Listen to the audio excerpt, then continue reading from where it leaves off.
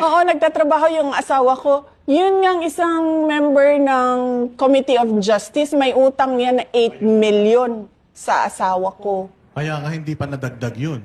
So kulang yun, yung pinakita nila. Kasi, Kasi hindi mo man pwede ilagay pa yon kasi hindi pa siya kita, kasi utang pa lang siya sa iyo. So, pero matindi, no? May utang na, nag-aakusa pa. 'di ba? Kapal na mukha, 'di ba? Kaya nga kami mag-asawa tinitingnan namin siya ng mga ano niya, mga interview niya. Sinasabi ko talaga sa asawa ko. Sabi ko, ito ang kapal na mukha. Oh, may utang na 8 million. May gana pang bumanat. Kaya may AX dahil ni speaker.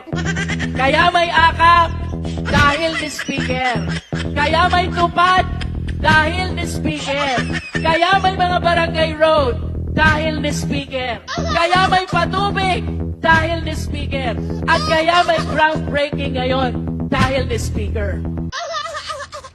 Ano kapal ng mukha? Ang ina mo. Kapal ng mukha mo, girl. Ang kapal ng mukha.